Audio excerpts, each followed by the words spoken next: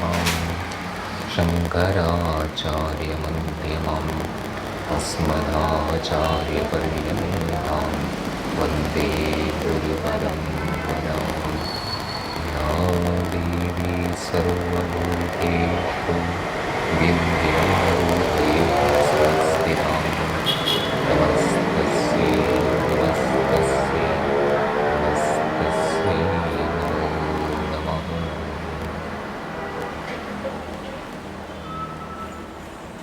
വിളക്ക് പൂജ ഇന്നലെ മനോഹരമായിട്ട് നടന്നല്ലേ.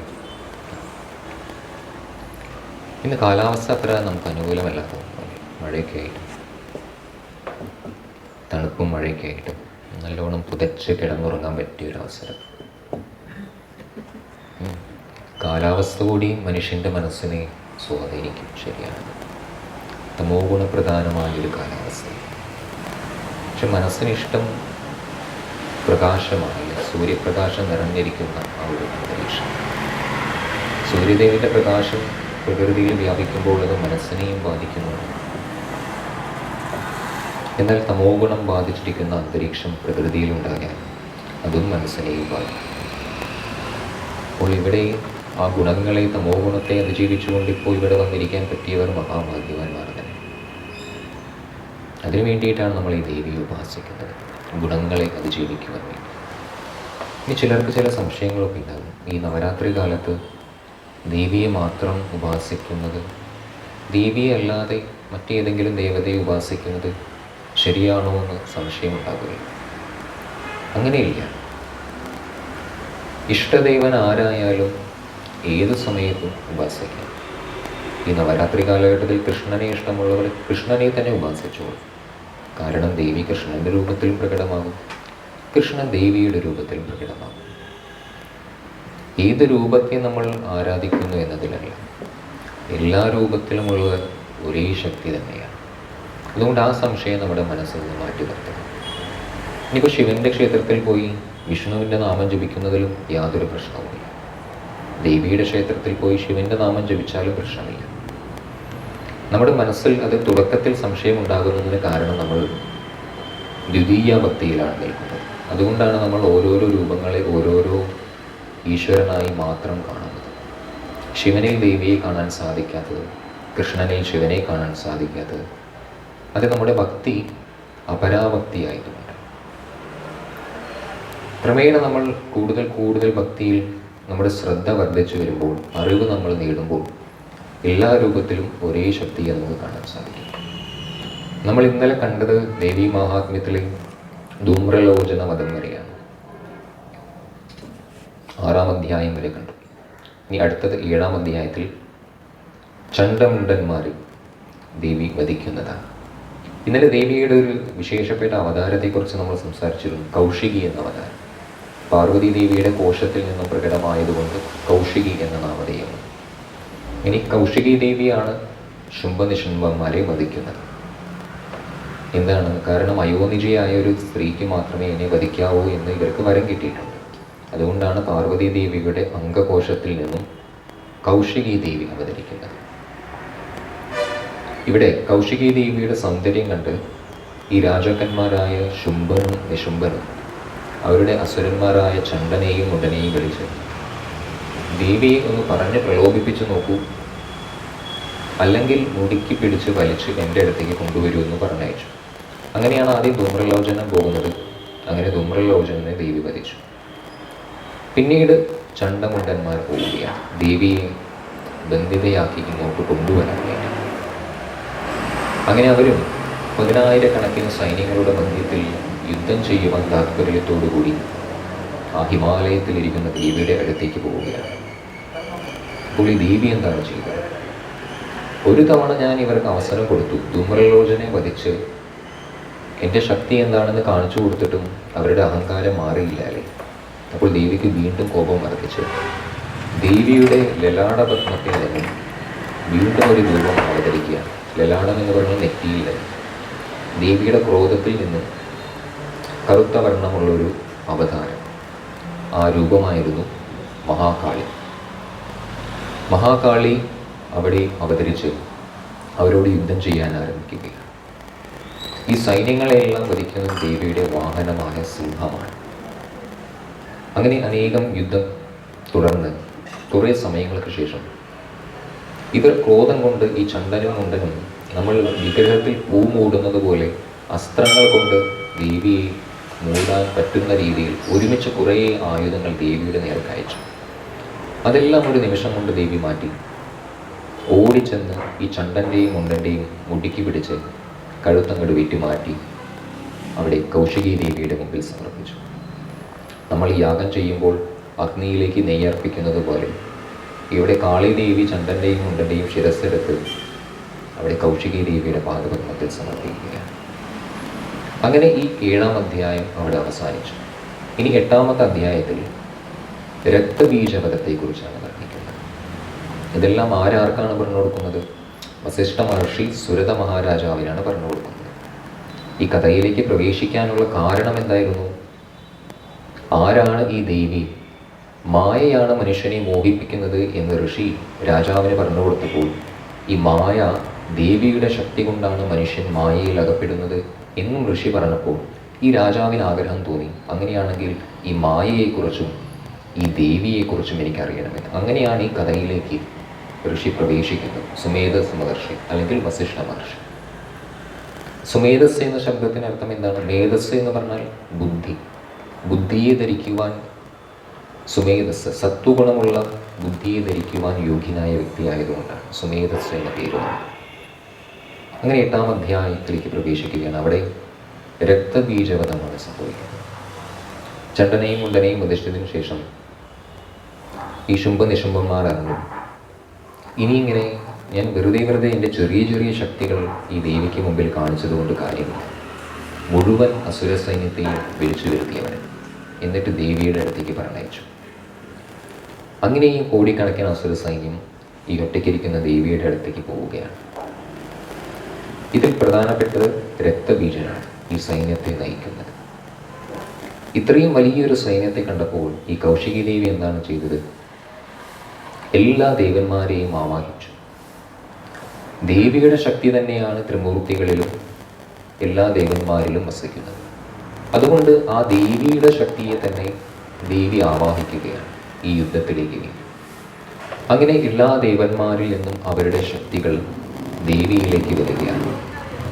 വിഷ്ണുവിൽ നിന്നും വൈഷ്ണവി ശക്തിയും, മഹേശ്വരനിൽ നിന്നും മാഹേശ്വരി ശക്തിയും, ബ്രഹ്മാവിൽ നിന്നും ബ്രഹ്മാണി ശക്തിയും, ഇന്ദ്രനിൽ നിന്ന് ഇന്ദ്രാണി ശക്തി, നരസിംഹത്തിൽ നിന്നും നാരസിംഹി ശക്തി, വരാഹാവതാരത്തിൽ നിന്നും വാരാഹി ശക്തി, കുമാരൻ എന്ന് പറഞ്ഞാൽ ഇവിടെ കാർത്തികേയൻ, കുമാരനിൽ നിന്നും കൗമാരി ശക്തി.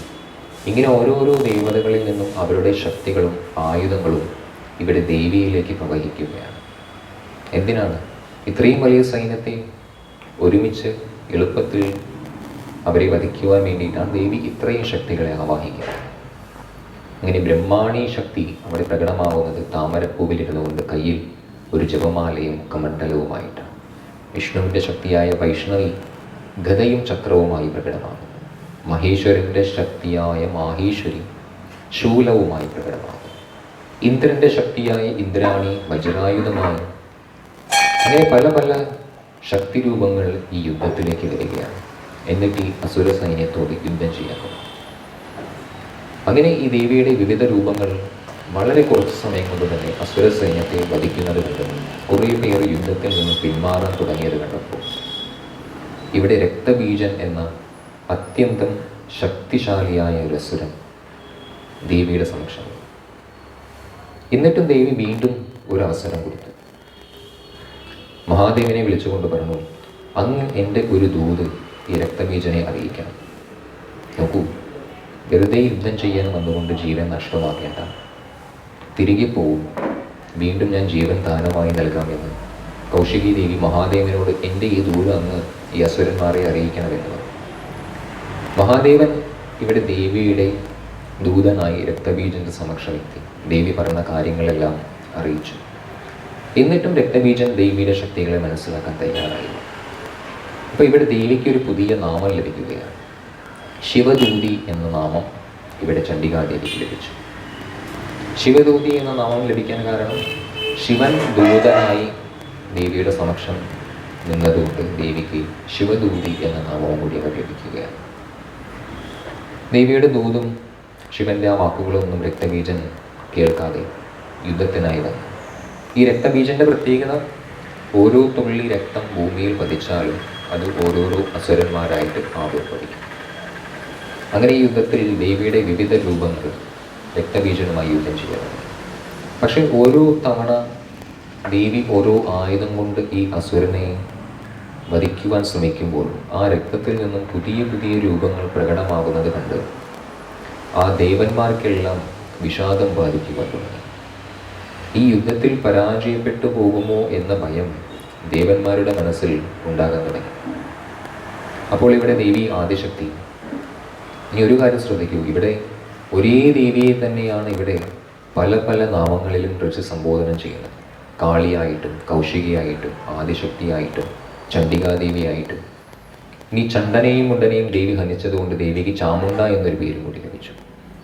ഒരേ ദേവി തന്നെയാണ്, പക്ഷെ ഓരോ തവണ സംബോധന ചെയ്യുമ്പോഴും ഇവിടെ ഋഷി പുതിയ പുതിയ നാമങ്ങളാണ് ഇവിടെ ഉപയോഗിക്കുന്നത്. അങ്ങനെ ദേവന്മാരുടെ ഈ വിഷാദം കണ്ട് ദേവി ചോദിക്കുകയാണ് ദേവന്മാരോട്. ദേവിക്കും ചെറിയൊരു ക്രോധമാണ്. ഹേ ദേവന്മാരെ, നിങ്ങൾ എൻ്റെ ശക്തിയെ ഇത്രയും വില കുറച്ച് കാണുകയാണ്. ഈ അസുരൻ 1000 അസുരന്മാരായി പ്രകടമായപ്പോഴേക്കും നിങ്ങൾക്ക് എന്നിലുള്ള ശക്തിയും വിശ്വാസവും നഷ്ടപ്പെട്ടു പോയി. അങ്ങനെ ദേവി കാളിയെ വിളിച്ചു.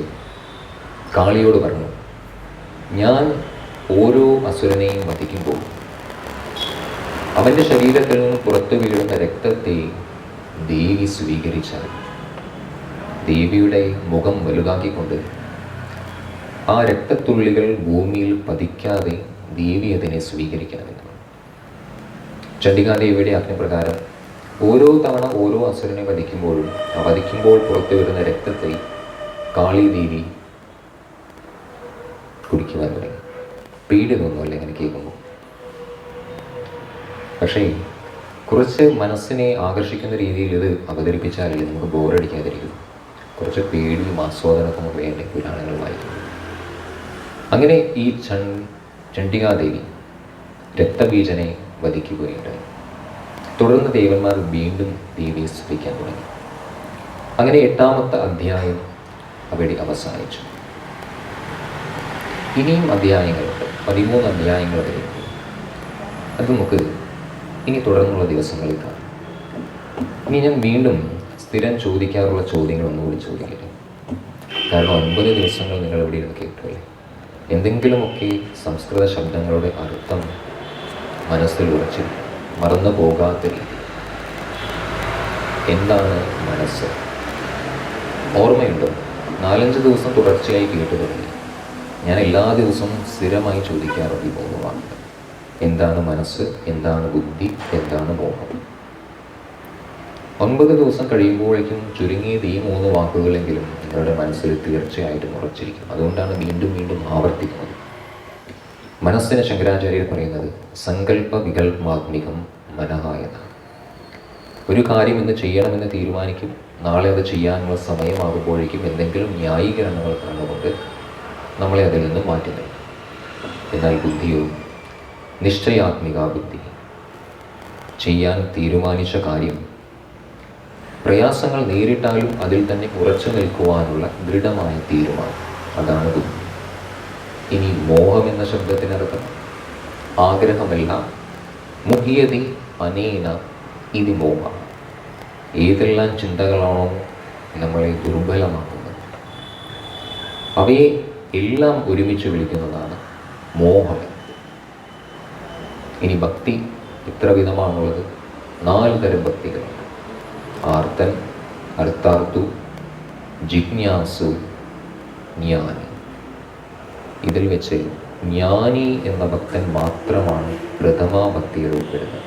ബാക്കി 3 പേര് ആർത്തൻ, അർത്ഥാർത്ഥി, ജിജ്ഞാസു, ഇവരുടെ ഭക്തി ദ്വിതീയ ഭക്തിയാണ്.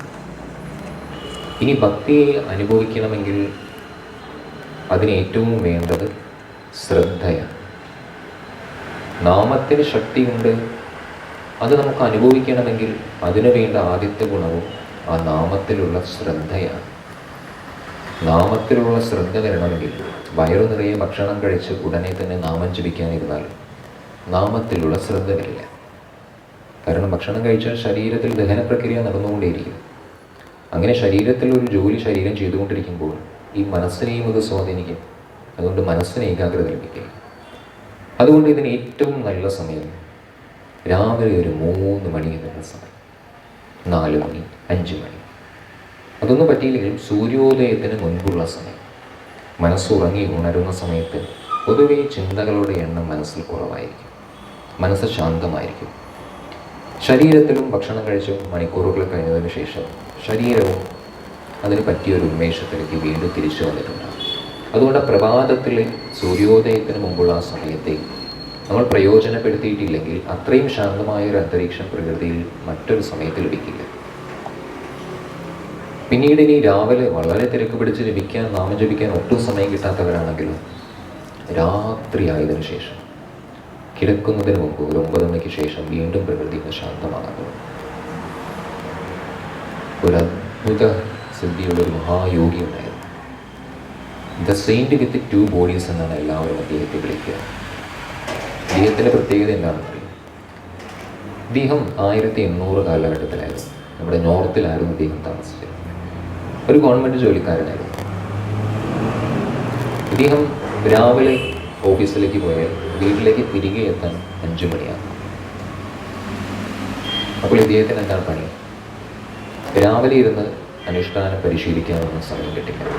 അപ്പോൾ ജോലിയെല്ലാം കഴിഞ്ഞ് വീട്ടിലെത്തിയ ഇദ്ദേഹം എപ്പോഴാണ് ധ്യാനിക്കുക, നാമം ജപിക്കുക എന്നറിയാം? രാത്രി 8 മണിക്കൂർ തുടർച്ചയായിട്ടുള്ള ധ്യാനമായിരുന്നു ഇദ്ദേഹത്തിന്. ഇത് ഏതിലാണ് വർണ്ണിച്ചിരിക്കുന്നത്? The autobiography of an yogi by Paramahansa Yogananda. Paramahansa യോഗാനന്ദനെ അറിയുമോ ആർക്കെങ്കിലും? ഇല്ല. വളരെ മനോഹരമായൊരു പുസ്തകമാണ്. ഇതുപോലെ എന്തൊക്കെ അദ്ഭുത സിദ്ധികൾ യോഗികൾക്കുണ്ടോ ഒരുവിധം സിദ്ധികളെല്ലാം ആ പുസ്തകത്തിൽ എഴുതി വെച്ചിട്ടുണ്ട് പരമഹംസ യോഗാനന്ദൻ. ഇത് പരമഹംസ യോഗാനന്ദൻ ചോദിച്ചതാണ് ഇദ്ദേഹത്തോട്. ഇത് ചോദിക്കാനുണ്ടായ സന്ദർഭം ഇതായിരുന്നു. പരമഹംസ യോഗാനന്ദൻ ഒരു സന്യാസിയെ കാണാൻ വേണ്ടി ആ സന്യാസി താമസിക്കുന്ന ഒരു സ്ഥലത്ത് പോയതായിരുന്നു. അപ്പോൾ ഇദ്ദേഹം എവിടെയാണ് എന്ന് കാണാതെ ഒരു നദീതീരത്തിൽ ഇങ്ങനെ ആലോചിച്ചിരിക്കുകയായിരുന്നു. എവിടെ പോയാലും ഇദ്ദേഹത്തെ എനിക്ക് കാണാൻ പറ്റുക, ഇവിടെയാണ് താമസിക്കുന്നതെന്ന് ആളുകൾ പറഞ്ഞിറങ്ങും. അപ്പോൾ ഈ സന്യാസി തന്നെ പരമഹംസ യോഗാനന്ദൻ്റെ അടുത്ത് വന്നിട്ട്, ഞാൻ അവിടെയാണ് ഇരിക്കുന്നത്, നീ എന്നെ കാണാനല്ലേ വന്നത് എന്ന് പറഞ്ഞു. അപ്പോൾ അവിടെ പോയി നോക്കുമ്പോൾ ഇയാൾ അനങ്ങാതെ അവിടെ ഇരിക്കുകയാണ്. അപ്പോൾ എൻ്റെ അടുത്ത് വന്നത് ആരാണ്? അങ്ങാണല്ലോ എൻ്റെ അടുത്ത് വന്നത് പറഞ്ഞത് ഞാൻ ഇവിടെ ഉണ്ട്. ഒരേ സമയത്ത് 2 സ്ഥലത്ത് പ്രത്യക്ഷമാകാനുള്ള കഴിവ് ഈ ഒരു യോഗിക്കുണ്ടായിരുന്നു. ഇത് കണ്ടിട്ട് പരമഹംസ യോഗാനന്ദൻ തന്നെ ചോദിച്ചത്, അങ്ങ് ഈ അദ്ഭുത സ്ഥിതി നേടാൻ എന്താണ് ചെയ്യുന്നത്? 8 വർഷം തുടർച്ചയായി 8 മണിക്കൂർ രാത്രിയിൽ ധ്യാനിക്കുമായിരുന്നു. രാത്രിയിൽ 8 മണിക്കൂർ. അപ്പോൾ എപ്പോഴാണ് ഇദ്ദേഹം ഉറങ്ങുന്നത്? ഉറങ്ങിയിട്ടേയില്ല തുടർച്ചയായ 8 വർഷം. അത്ഭുതം തോന്നും. അപ്പോൾ നമുക്കൊരു ചിന്തയുണ്ടാകും, ഉറങ്ങാതിരുന്നാൽ മനുഷ്യൻ എങ്ങനെയാണ് ജീവിക്കാൻ സാധിക്കുന്നത്? ശരീരത്തിനും മനസ്സിനും വിശ്രമം ലഭിച്ചാലല്ലേ രാവിലെ എണീറ്റ് ജോലിക്ക് പോകാൻ പറ്റും. അപ്പോൾ മനസ്സിലാക്കേണ്ട കാര്യം, ശരീരത്തിനും മനസ്സിനും വിശ്രമം വേണം എന്നത് ശരിയാണ്. പക്ഷേ ശരീരവും മനസ്സും ഒന്നല്ലല്ലോ. മനസ്സ് എവിടെ നിന്നാണ് പ്രകടമായത്? ബോധത്തിൽ നിന്നാണ് പ്രകടമായത്. പ്രപഞ്ച ഊർജത്തിൻ്റെ ആദിശക്തിയായ ഈ പ്രാണനും ഈ ബോധ ഊർജവും കൂടി ഒരുമിച്ച് സംഗമിക്കുമ്പോഴാണ് ഈ മനസ്സ് എന്ന പ്രതിഭാസം രൂപപ്പെടുന്നത്. ഈ മനസ്സ് ബോധശക്തിയുടെ അംശമായതുകൊണ്ട് തന്നെ, ബോധത്തിൽ നിന്ന് പ്രകടമായതുകൊണ്ട് തന്നെ വിശ്രമം എന്നൊരു കാര്യം ഈ മനസ്സിന് ഒരു നിമിഷത്തേക്ക് പോലും ആവശ്യമില്ല. വിശ്രമം വേണ്ടത് ഒരിക്കലും മനസ്സിലല്ല, വിശ്രമം വേണ്ടത് ബ്രെയിനിനാണ്, തലച്ചോറിനാണ്. ഈ യോഗികൾ എന്താണ് ചെയ്യുക എന്നറിയുന്നത്? മനസ്സിനെ നിയന്ത്രിച്ച യോഗികൾക്ക് ഉറക്കത്തിൻ്റെ യാതൊരു ആവശ്യവുമില്ല. അപ്പോൾ ഇവരെങ്ങനെ വിശ്രമം കണ്ടെത്തും? ഇപ്പോൾ പറഞ്ഞോളൂ, പറഞ്ഞ യോഗി 8 മണിക്കൂറാണ് ധ്യാനിക്കുക. അപ്പോൾ 8 മണിക്കൂർ ഇരുന്ന ഇരിപ്പിൽ തന്നെ ശരീരത്തെ അനക്കാതിരുത്താൻ ഇവർക്ക് കഴിയും, പത്മാസനത്തിലോ സുഖാസനത്തിലോ. അങ്ങനെ ശരീരം അനങ്ങാതിരുന്ന് ഇവർ ധ്യാനത്തിലേക്ക് പ്രവേശിക്കും. ആ സമയത്ത് ബുദ്ധിക്ക് കംപ്ലീറ്റ് റെസ്റ്റ് ലഭിക്കും. ബുദ്ധിക്ക് റെസ്റ്റ് ലഭിക്കാതിരിക്കുന്നത് മനസ്സിൽ അനന്തമായ ചിന്തകൾ ഒരു നിമിഷം പോലും ഇടതടവില്ലാതെ പ്രവഹിക്കുന്നത് കൊണ്ടാണ് ബുദ്ധിക്ക് വിശ്രമം ലഭിക്കാത്തത്. ഇവർ ധ്യാനത്തിലേക്ക് പ്രവേശിക്കുമ്പോൾ തന്നെ മനസ്സിനെ അവർ അതിജീവിച്ചു. അങ്ങനെ മനസ്സിൻ്റെ എല്ലാ പ്രവർത്തനങ്ങളും അവിടെ അവസാനിച്ചു ധ്യാനം എന്ന അവസ്ഥയിലേക്ക് ഇവർ മുഴുകിച്ചേർന്നു. അങ്ങനെ ബ്രെയിനിനും റെസ്റ്റ് ലഭിച്ചു, ശരീരത്തിനും റെസ്റ്റ് ലഭിച്ചു. അങ്ങനെ അവർ വീണ്ടും രാവിലെ എത്രയോ മണിക്കൂറുകൾ ഉറങ്ങിയതിനേക്കാൾ ഉന്മേഷത്തോടെ അവർക്ക് വീണ്ടും കർമ്മമേഖലയിൽ പ്രവർത്തിക്കാൻ സാധിക്കും. വിവേകാനന്ദ സ്വാമികളും ഇതേക്കുറിച്ച് പറയുന്നുണ്ട്. ഏറ്റവും വലിയ റെസ്റ്റ് നമ്മുടെ ശരീരത്തിനും മനസ്സിനും ലഭിക്കുന്നത് ധ്യാനത്തിലൂടെ മാത്രമാണ്. അതൊരു തവണ നിങ്ങൾ അനുഭവിച്ചു നോക്കൂ. ഒരേ ഒരു തവണ ധ്യാനത്തിലേക്കൊന്ന് ഒഴുകി നോക്കൂ, എന്നിട്ട് അതിൽ നിന്നും ഉണർന്നു നോക്കൂ. അപ്പോൾ ശരീരത്തിനും മനസ്സിനും ലഭിക്കുന്ന ഉന്മേഷം എന്താണെന്ന് അപ്പോൾ നമുക്ക് അതിനറിയാൻ സാധിക്കണം. എന്താണ് നമ്മുടെ ജീവിതത്തിൽ നമ്മുടെ മനസ്സിനെ സന്തോഷം അനുഭവിക്കുവാൻ തടസ്സമായി നിൽക്കുന്നത്? എല്ലാ മനുഷ്യൻ്റെയും ഈ ജീവിതത്തിലെ ലക്ഷ്യം സന്തോഷത്തെ കണ്ടെത്തുക എന്നതാണ്. എന്തിനാണ് കല്യാണം കഴിക്കുന്നത്? സന്തോഷം കിട്ടുന്നത് കൊണ്ടല്ലേ കല്യാണം കഴിക്കുന്നത്. കല്യാണം കഴിക്കുന്നതിന് മുമ്പ് തോന്നും വിവാഹ ജീവിതം വളരെ സന്തോഷമാണ്. അതുകൊണ്ടാണല്ലോ ആവേശത്തോടുകൂടി കല്യാണം കഴിക്കുന്നത്. പിന്നീട് ഒരു മാസം കഴിയുമ്പോഴാവും വേണ്ടായിരുന്നു. എന്തിനാണ് നമ്മൾ ഇഷ്ടമുള്ള സബ്ജക്റ്റ് തന്നെ എടുത്ത് പഠിക്കുന്നത്? ഇഷ്ടമില്ലാത്ത സബ്ജക്റ്റ് എടുത്ത് പഠിച്ചാൽ എന്താണ് ഒരു നഷ്ടം? ഇഷ്ടമുള്ള സബ്ജക്റ്റ് പഠിക്കാനേ നമ്മുടെ മനസ്സ് അനുവദിക്കുള്ളൂ. നോക്കൂ, അവിടെയും നമ്മുടെ മനസ്സ് എനിക്കിഷ്ടമുള്ളത് ഞാൻ തിരഞ്ഞെടുക്കും, ഇഷ്ടമില്ലാത്തത് എടുക്കാൻ എനിക്ക് താല്പര്യമില്ല. എന്തിനാണ് എനിക്കിഷ്ടമുള്ള ആഹാരം തന്നെ കഴിക്കുന്നത്? ഇഷ്ടമില്ലാത്ത ആഹാരത്തോട് എന്താണ് എനിക്ക് താല്പര്യമില്ലാത്തത്? അവിടെയും മനസ്സ് തന്നെയാണ് അതിന്. ഇഷ്ടമുള്ള ആഹാരം കഴിക്കുമ്പോഴാണ് എനിക്ക് സന്തോഷം അനുഭവിക്കാൻ കഴിയുന്നത്. ഞാൻ ഇഷ്ടമുള്ള ആളെ കല്യാണം കഴിക്കുമ്പോഴാണ് എനിക്ക് സന്തോഷം ലഭിക്കുന്നത്. അപ്പോൾ ഏറ്റവും അധികം പ്രാധാന്യം അവിടെ നമ്മുടെ ഇഷ്ടത്തിനാണ്. പക്ഷേ ദൗർഭാഗ്യവശാൽ മനസ്സ് ഈ മോഹം കാരണം ഒരു കാര്യം തിരിച്ചറിയുന്നില്ല. മോഹം എന്ന് പറഞ്ഞാൽ വീണ്ടും അവിടെ ചിന്തിക്കണം, ഈ മോഹം മനുഷ്യനെ ജനിപ്പിക്കുന്നതും ദേവി ആദിശക്തി തന്നെയാണ്. കാരണം എല്ലാവരും ഇങ്ങനെ അറിവ് നേടിയാൽ ഈ ലോകം പിന്നെ എങ്ങോട്ടാണ് മുമ്പോട്ട് സഞ്ചരിക്കുക? നമ്മൾ ദേവിയുടെ ശക്തി തന്നെയാണ് മനുഷ്യ മനസ്സിൽ ആഗ്രഹമായിട്ട് വർദ്ധിക്കുന്നത്. ഇതേ ദേവിയുടെ ശക്തി തന്നെയാണ് ആഗ്രഹത്തിൽ നിന്നും പുറത്തു കടക്കുവാൻ മനുഷ്യ മനസ്സിനെ സഹായിക്കുന്നത്. അങ്ങനെ നമ്മൾ ആ മോഹത്തിൻ്റെ വലയത്തിൽ അകപ്പെട്ടുകൊണ്ട് നാം ചിന്തിക്കുകയാണ്, എനിക്ക് പുറമേയുള്ള വസ്തുക്കൾ ലഭിക്കുമ്പോഴാണ്, പുറമേ നിന്നാണ് എനിക്ക് സന്തോഷം ലഭിക്കുന്നത്.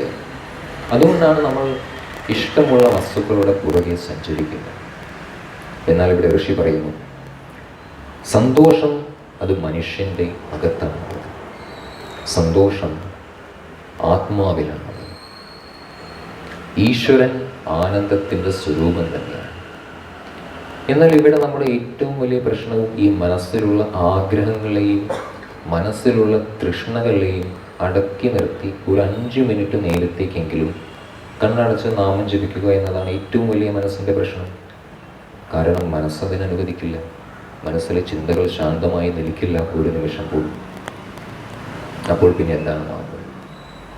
അതിനു വേണ്ടിയിട്ടാണ് ഇത്രയും വിശാലമായ ഋഷിവര്യന്മാർ പല പല മാർഗങ്ങൾ നമുക്ക് നിർദ്ദേശിച്ചു. അതിന് ഏറ്റവും എളുപ്പമായ മാർഗം നാമജപമാണ്, ഭക്തിയാണ്. ഇനി ഭക്തി വർദ്ധിപ്പിക്കുവാൻ എന്താണ് ഒരു മാർഗം? അതിനാദ്യം നമ്മൾ കഥാരൂപത്തിലൂടെ അറിവിനെ മനസ്സിലാക്കാൻ ശ്രമിക്കും. അതിനു വേണ്ടിയിട്ടാണ് ഈ പുരാണങ്ങൾ ഋഷിവര്യന്മാർ നമുക്ക് നൽകിയിട്ടുള്ളത്.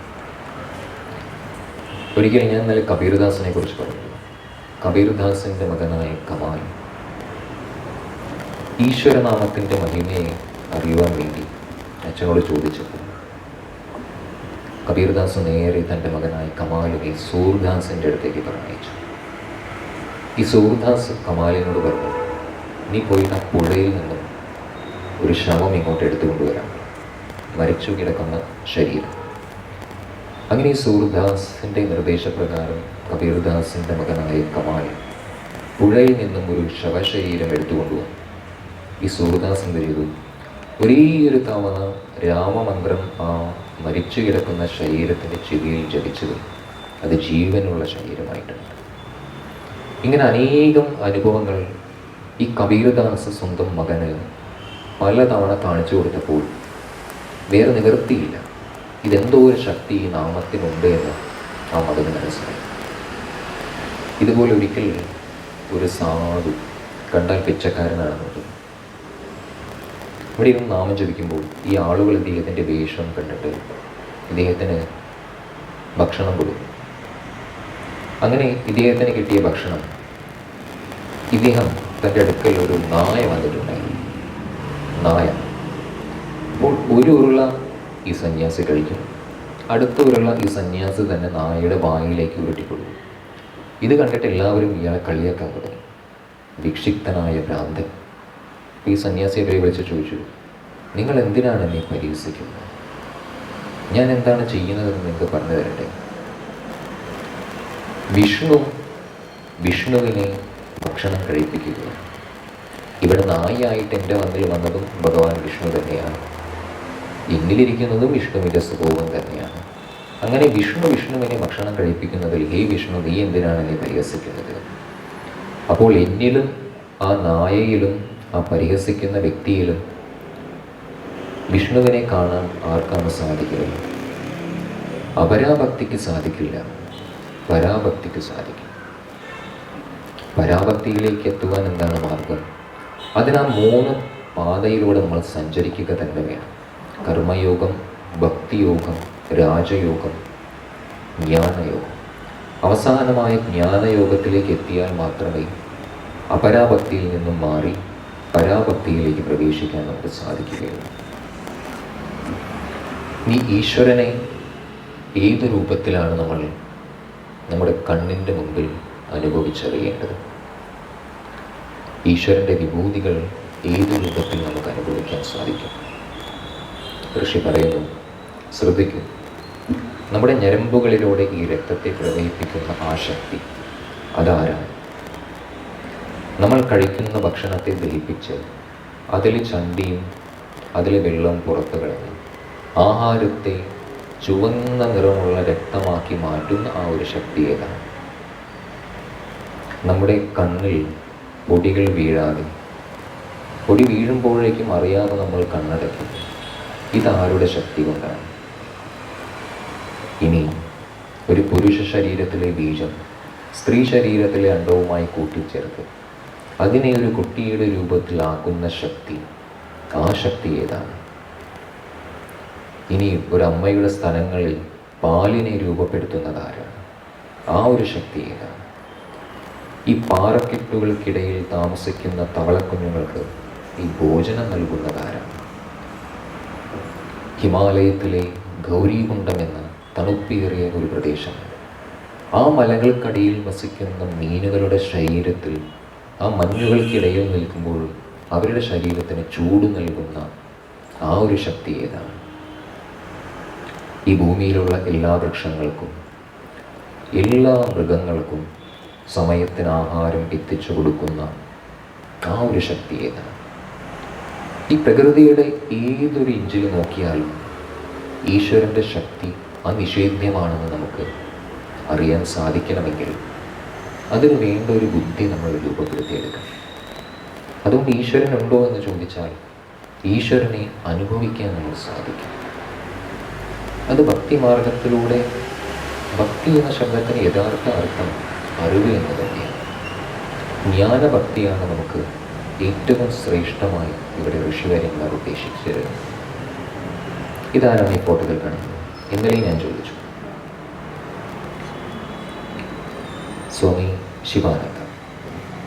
ഇദ്ദേഹം പൂർവാശ്രമത്തിൽ അലോപ്പതി ഡോക്ടറായിരുന്നു. പിന്നീട് 12 വർഷങ്ങൾ ഹിമാലയത്തിൽ തപസ്സനുഷ്ഠിച്ച് അതിനുശേഷമാണ് സ്വാമി ശിവാനന്ദജി. പണ്ടൊരിക്കൽ മഹാദേവൻ പാർവതി ദേവിക്ക് ഇതുപോലെ ഒരു ദ്വീപിൽ വെച്ച് ഹഠയോഗത്തെക്കുറിച്ചുള്ള അറിവുകൾ പകർന്നു കൊടുക്കുകയാണ്. ആ സമയത്ത് ഈ മഹാദേവൻ ദേവി പാർവതിക്ക് പറഞ്ഞു കൊടുക്കുന്ന കാര്യങ്ങളെല്ലാം ആ കരയിൽ വന്നടിഞ്ഞൊരു മത്സ്യം കേട്ടുകൊണ്ടിരുന്നു. എല്ലാം കേട്ടുകൊണ്ടിരുന്നു. മഹാദേവൻ പറഞ്ഞു, പാർവതി ദേവിക്ക് പറഞ്ഞു കൊടുക്കുകയായിരുന്നു ഹഠവിദ്യ. ഇതെല്ലാം ആ മത്സ്യം കേട്ടു. മഹാദേവൻ എല്ലാം കാര്യങ്ങളും ദേവിക്ക് പറഞ്ഞു കൊടുത്തതിന് ശേഷം മഹാദേവന് അറിയാമായിരുന്നു ഞാൻ പറയുന്നത് ഇവിടെയുള്ള ഈ മത്സ്യം കേൾക്കുന്നുണ്ട്. മഹാദേവന് വളരെ ദയ തോന്നി. ആ മത്സ്യത്തെ കയ്യിലെടുത്ത് അനുഗ്രഹിച്ചു. അങ്ങനെ ആ മത്സ്യം ഒരു മനുഷ്യ ശരീരമുള്ള ഒരു ഋഷിയായിട്ട് തീർന്നു. അദ്ദേഹത്തിൻ്റെ പേരായിരുന്നു മത്സ്യേന്ദ്രനാഥ്. അദ്ദേഹം മത്സ്യേന്ദ്രനാഥ് എന്നാണ് അറിയപ്പെട്ടത്. കാരണം ആദ്യം മത്സ്യമായിരുന്നല്ലോ. പിന്നെ മഹാദേവൻ്റെ അനുഗ്രഹം കൊണ്ടാണ് ഒരു മനുഷ്യ ശരീരമായി മാറുന്നത്. ആ ഋഷിയാണ് മത്സ്യാസനം, മത്സ്യേന്ദ്രാസനം തുടങ്ങിയ ഹഠയോഗത്തിൽ ഈ ആസനങ്ങൾ നമുക്ക് നിർദ്ദേശിച്ചത്. ഇങ്ങനെ അനേകം അനുഭവങ്ങളും, പക്ഷേ നമുക്ക് ഒരു അനുഭവം ലഭിക്കാത്തത് വരെ നമുക്ക് ഈ പറയുന്ന കാര്യങ്ങൾ വിശ്വസിക്കാൻ സാധിക്കില്ല. അനുഭവങ്ങൾ ലഭിക്കണമെങ്കിൽ അതിന് നമ്മൾ പരിശ്രമിക്കുക തന്നെ വേണം. ഈശ്വരൻ്റെ മഹിമ അനുഭവിക്കണമെങ്കിൽ വിശ്വാസം വേണം, ഗുരുവിലുള്ള വിശ്വാസം. പിന്നെ ശിവാനന്ദ സ്വാമികളോട് തന്നെ കുറേ പേര് ചോദിച്ചിരുന്നു, ഈ ഭൗതികമായ വിദ്യാഭ്യാസം നമുക്ക് കൂടുന്തോറും ഉണ്ടല്ലോ, നമ്മുടെ മനസ്സിൽ എന്താണ് ആദ്യം വർദ്ധിക്കുക? അഹങ്കാരമാണ് വർദ്ധിക്കാൻ തുടങ്ങുന്നത്. എനിക്ക് വിദ്യാഭ്യാസമുണ്ട്. ഈ ഒന്നും അറിയാത്തൊരു ഋഷി വെറും 5ാം ക്ലാസ് വരെ പഠിച്ച് എന്തൊക്കെയോ ഈശ്വരനെ കുറിച്ച് പറയുന്നു. ഇതൊന്നും ഞാൻ അംഗീകരിക്കില്ല എന്നൊരു അഹങ്കാരം നമ്മുടെ മനസ്സിൽ രൂപപ്പെടും.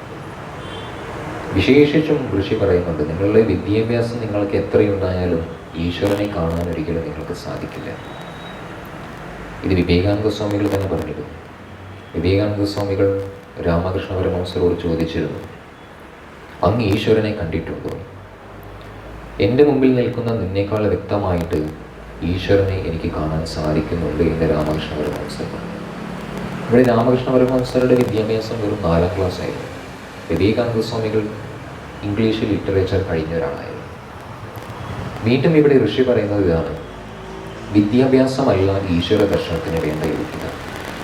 ഈശ്വര ദർശനത്തിന് വേണ്ട ആദ്യത്തെ യോഗ്യത ശ്രദ്ധ, ചെയ്യുന്ന കാര്യത്തിലുള്ള ശ്രദ്ധ, അനുഷ്ഠാനത്തിലുള്ള ശ്രദ്ധ. ആ അനുഷ്ഠാനം എല്ലാ ദിവസവും കൃത്യനിഷ്ഠമായിരിക്കണം. ഇനി ഒരു പക്ഷെ സമയത്തിന് ചെയ്യാൻ സാധിച്ചിട്ടില്ലെങ്കിലും കിടന്നുറങ്ങുന്നതിന് മുമ്പെങ്കിലും മുടങ്ങാത്ത അനുഷ്ഠാനം എല്ലാ ദിവസവും നമ്മൾ ചെയ്തിരിക്കണം.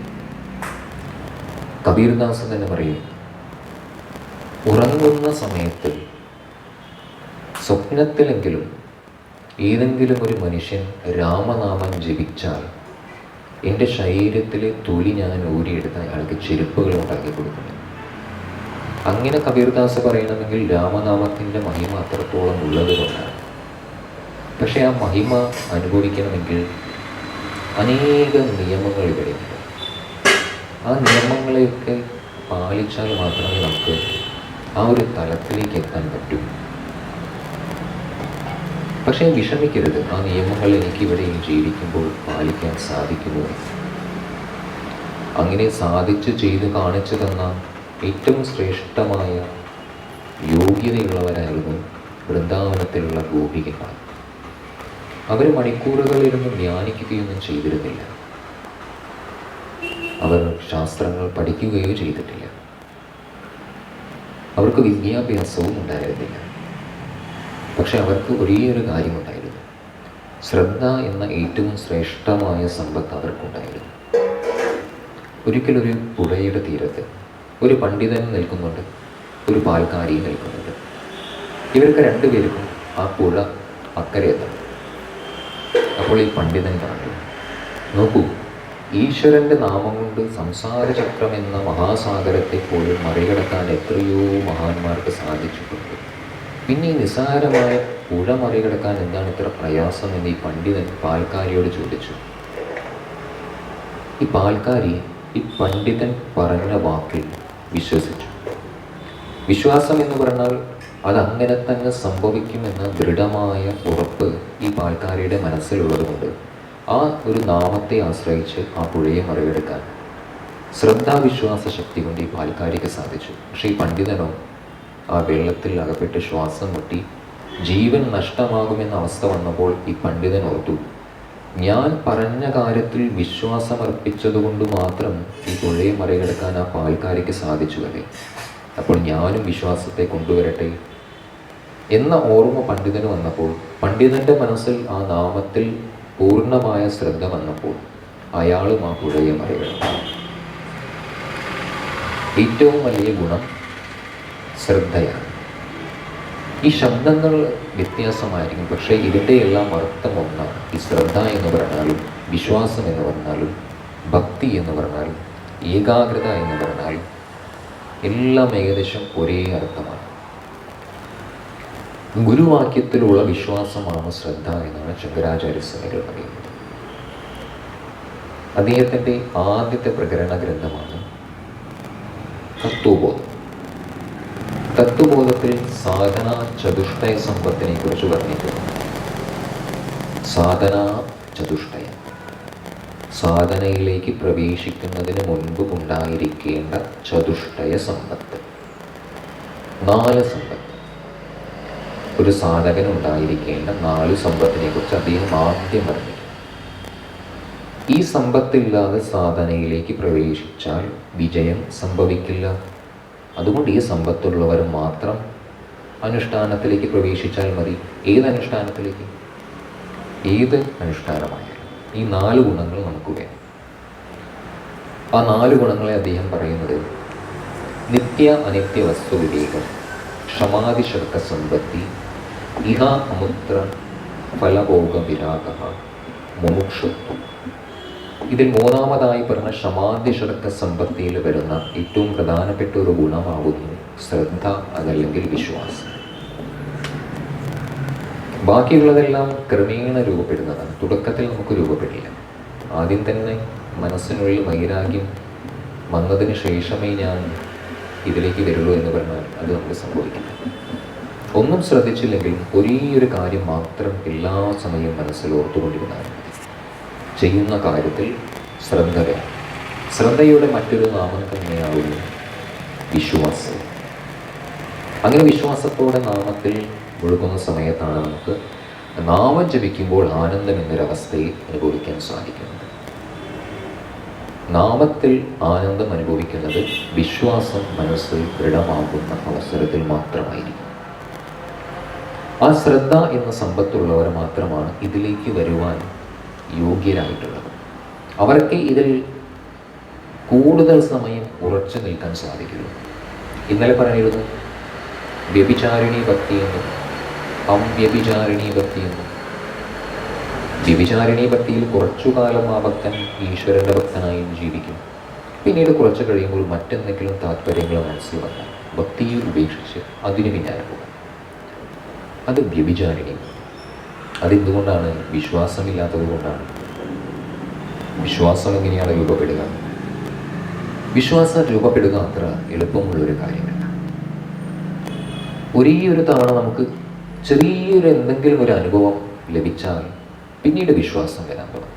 പക്ഷേ ആ ഒരു അനുഭവം ലഭിക്കണമെങ്കിൽ നമ്മുടെ പരിശീലനം, നമ്മൾ ചെയ്യുന്ന സാധനാനുഷ്ഠാനം അത് കൃത്യനിഷ്ഠമായിരിക്കണം. അതിൽ ശ്രദ്ധയും ഉണ്ടാകണം. ഇനി ശ്രദ്ധ വളരുത്തോറും നമ്മൾ ഭക്തി ദൃഢമാകാൻ തുടങ്ങും. ഭക്തി ദൃഢമാകും തോറും നമ്മൾ വികാരഭക്തിയിൽ നിന്നും അത് മാറി വിവേകഭക്തിയിലേക്ക് അത് ഉയരാൻ തുടങ്ങും. ശ്രദ്ധ വളർന്നാൽ അത് ഭക്തിയാകും. ഭക്തി വീണ്ടും വികസിച്ചാൽ അത് ജ്ഞാനമാകും. ശ്രദ്ധയില്ലാത്ത ഭക്തി അത് ഏത് നിമിഷം വേണമെങ്കിലും നമ്മളിൽ നിന്ന് നഷ്ടമായി പോകും. അതുകൊണ്ട് ഋഷി ഓരോ സമയവും നമ്മെ ഓർമ്മിപ്പിക്കുന്നത് ഗുരുവാക്യത്തിലുള്ള ശ്രദ്ധ, ചെയ്യുന്ന അനുഷ്ഠാനത്തിലുള്ള ശ്രദ്ധ. ഈ ശരീരത്തിന് തീരെ അസൗകര്യമുള്ളൊരു സമയത്ത് സാധന ചെയ്യാൻ സാധിക്കില്ല.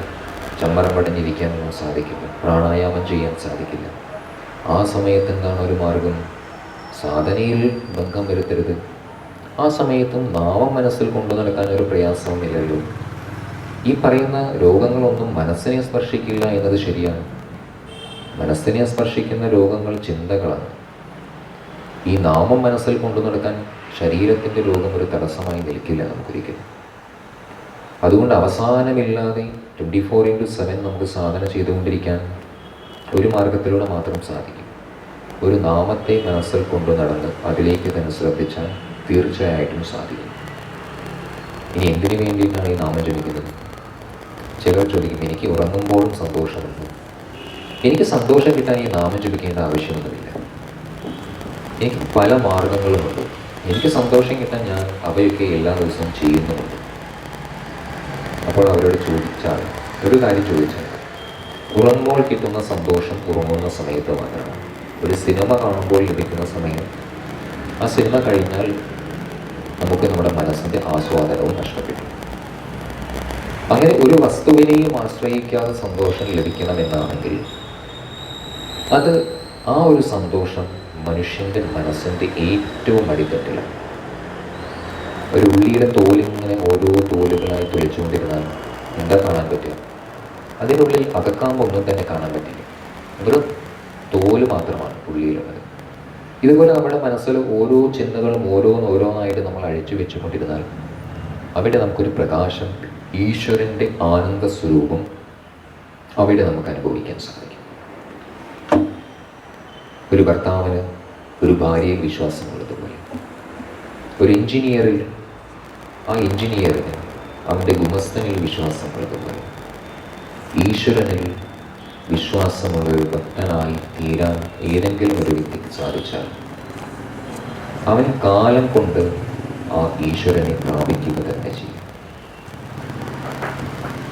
ശ്രീ ധ്രുവന് തൻ്റെ അമ്മയിലുള്ള വാക്കുകളിൽ വിശ്വാസമുണ്ടായിരുന്നു, ശ്രദ്ധയുമുണ്ടായിരുന്നു. ഞാൻ ഏതെല്ലാം സമയങ്ങളിൽ വിശ്വാസം എന്ന വാക്ക് പറയുന്നുണ്ടോ അപ്പോൾ തന്നെ നിങ്ങൾ മനസ്സിൽ ഉറപ്പിക്കണം, വിശ്വാസവും ശ്രദ്ധയും ഒന്നാണ്. വാക്കുകൾ വ്യത്യസ്തമാണ്, പക്ഷേ അർത്ഥമൊന്നാണ്. ധ്രുവൻ്റെ ആ ശ്രദ്ധ കൊണ്ടാണ് ഭഗവാൻ നാരായണൻ ശ്രീ ധ്രുവന് ദർശനം നൽകിയത്. അങ്ങനെ മഹാത്മാഗാന്ധിജിക്ക് അദ്ദേഹത്തിൻ്റെ വിശ്വാസം കൊണ്ട് മാത്രമാണ് ഒരു യുദ്ധവും ചെയ്യാതെ സ്വാതന്ത്ര്യം നേടിത്തരാൻ അദ്ദേഹത്തിനും സാധിച്ചത്. ഇനി ഇതേ ശ്രദ്ധയ്ക്ക് പല അത്ഭുതങ്ങളും സൃഷ്ടിക്കുവാൻ സാധിക്കുകയും ചെയ്യും. ഇനി നമ്മൾ അറിയേണ്ട ഒരു പ്രധാനപ്പെട്ട ഒരു കാര്യം, മനസ്സിൻ്റെ ശ്രദ്ധ എന്ന ഏറ്റവും വലിയ സമ്പത്തിന് തടസ്സമായി നിൽക്കുന്ന ചില കാര്യങ്ങൾ എന്തൊക്കെയാണ്? അതിലൊന്നാമത്തത് ദുർജന സംസർഗമാണ്. ന പൃച്ഛ കസ്യചിത് ബ്രൂയാത് ന ച അന്യായേന പൃച്ഛത. ചോദിക്കാത്തവരോടും അന്യായമായി ചോദിക്കുന്നവരോടും ഈ അറിവ് പറഞ്ഞു കൊടുക്കരുത് എന്നാണ് ഋഷി പറയുന്നത്. ഒരു കാര്യം അറിയണമെന്ന തീവ്രമായ ജിജ്ഞാസയോടെ ചോദിച്ചാൽ പറഞ്ഞു കൊടുക്കാം. കളിയാക്കിക്കൊണ്ട് ചോദിക്കുന്നവരോടൊന്നും നമ്മൾ ഈ ആത്മീയ കാര്യങ്ങളോ ഈ അറിവുകളോ പറഞ്ഞു കൊടുക്കാൻ പാടില്ല. അതുകൊണ്ട് ദുഷ്ടജനങ്ങളുമായിട്ട് നമ്മൾ കഴിയുന്നതും സംസാരിക്കാതിരിക്കുന്നതാണ് നല്ലത്.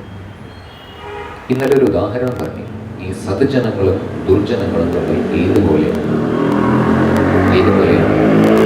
മുറവും എലിപ്പയും പോലെ. മുറം കൊണ്ടെന്താണ് പ്രയോജനം? വേണ്ടാത്ത വേസ്റ്റ് എല്ലാം മുറത്തിൽ നിന്ന് പുറത്തു പോയി നമുക്ക് വേണ്ടത് മാത്രം അതിൽ നിൽക്കും. സദ്ജനങ്ങൾ ഇതുപോലെയാണ്. അവരുടെ മനസ്സിൽ നല്ല ഗുണങ്ങൾ മാത്രം അവർ വയ്ക്കും, വേണ്ടാത്തതെല്ലാം പുറമേ കളയും. അരിപ്പയിൽ ചണ്ടി മാത്രം നിൽക്കും, അവശിഷ്ടം മാത്രമേ നിൽക്കൂ. ആ ചായ വേറൊരു പാത്രത്തിലേക്ക് പോകും. ദുർജനങ്ങൾ ഇതുപോലെയാണ്. വേണ്ടാത്ത ഗുണങ്ങളെല്ലാം മനസ്സിനുള്ളിൽ വെച്ചുകൊണ്ടിരിക്കും, ആവശ്യമുള്ള ഗുണങ്ങളെയെല്ലാം മാറ്റി നിർത്തും. ശ്രദ്ധയുടെ ഒന്നാമത്തെ ശത്രു എന്നത് ദുർജന സംസർഗം.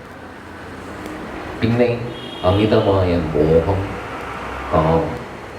ഭാര്യയായാലും ശരി, പുത്രന്മാരായാലും ശരി, സമ്പത്തായാലും ശരി, ഈ പറയുന്ന ലൗകിക വിഷയവസ്തുക്കളോടുള്ള അമിതമായ മോഹം നമ്മുടെ ശ്രദ്ധയ്ക്ക് ഒരു തടസ്സമായിട്ട് മാറും. പിന്നെ താമസികമായ ആഹാരങ്ങൾ. ആഹാരശുദ്ധോ സത്വശുദ്ധി, സത്വശുദ്ധോ ധ്രുവാസ്മൃതി. ഏകാഗ്രമായ മനസ്സ് ലഭിക്കണമെങ്കിൽ ഈ മോഹവും ദുർജന സംസർഗവും താമസിക ആഹാരവും മാറ്റി നിർത്താതെ സാധിക്കുമോ എന്ന് ചോദിച്ചാൽ ഒരിക്കലും സാധിക്കില്ല. നമ്മുടെ പഴയ സ്വഭാവങ്ങളെല്ലാം അതേപോലെ നിലനിർത്തിക്കൊണ്ട് നമുക്ക് ആത്മീയ പാതയിലേക്ക് പ്രവേശിക്കാൻ സാധിക്കില്ല. കുറച്ച് സ്വഭാവങ്ങൾ നമ്മൾ മാറ്റി നിർത്തുക തന്നെ വേണം. അതുപോലെ കുറച്ച് നമ്മുടെ ആഹാര രീതികളിലും മാറ്റം വരുത്തുക തന്നെ വേണം. പഴയ പോലെ എല്ലാം ആ സ്വഭാവങ്ങളെല്ലാം നമുക്ക് ഇങ്ങോട്ട് കൊണ്ടുവരാൻ സാധിക്കില്ല. ഇങ്ങോട്ട് കൊണ്ടുവന്നാൽ നമ്മളിൽ മാറ്റം സംഭവിക്കില്ല. ആ പഴയ സ്വഭാവങ്ങളെ ഓരോന്നായിട്ട് ക്രമേണ നമ്മൾ ഉപേക്ഷിച്ചതിന് ശേഷം വേണം ഇതിലേക്ക് പ്രവേശിക്കുക. ഇനി ശ്രദ്ധ വളരുവാൻ വേണ്ട ചില മാർഗങ്ങളും ഋഷി നമുക്ക് പറഞ്ഞു തരുന്നുണ്ട്. നമുക്കിന്നൊരു ഗുരുകുലത്തിലൊന്നും പോയിരിക്കാൻ സാധിക്കില്ല. ഇതുപോലെ വ്യക്തമായ നമ്മുടെ സംശയത്തിന് കൃത്യമായ ഉത്തരം നൽകാൻ സാധിക്കുന്ന യോഗികളുടെ അടുത്ത് ഹിമാലയത്തിലൊന്നും പോയി താമസിക്കാൻ നമുക്ക് ഈ സമയം ചിലപ്പോൾ സാധിക്കില്ല. അപ്പോൾ എന്താണ് അറിവ് ലഭിക്കുവാൻ എന്താണ് നമ്മൾ ചെയ്യേണ്ടത്? ഒരു ഋഷിയുടെ സമയത്തും ഒരു ഗുരു പ്രത്യക്ഷമായി നമുക്ക് ലഭിച്ചിട്ടില്ലെങ്കിൽ ശ്രദ്ധ വളർത്തുവാൻ വേണ്ട ആദ്യത്തെ സമ്പത്തായ അറിവ് ലഭിക്കുവാൻ നമ്മൾ സ്വാധ്യായം ചെയ്തുകൊണ്ടേയിരിക്കും നിരന്തരം. സ്വാധ്യായം എന്നാൽ സ്വയമേവ നമ്മൾ ശാസ്ത്രഗ്രന്ഥങ്ങൾ എടുത്ത് പഠിക്കുവാനുള്ള പരിസ്ഥിതി. അതിനെയാണ് സ്വാധ്യായം എന്ന് പറയുന്നത്. ഇനിയിപ്പോൾ ശരി, ശ്രദ്ധ വളരുവാൻ ഞാൻ ശാസ്ത്രഗ്രന്ഥങ്ങൾ എടുത്ത് പഠിച്ചേ പറ്റൂ. അപ്പോൾ വീണ്ടും മനസ്സിലൊരു സംശയം വന്നു.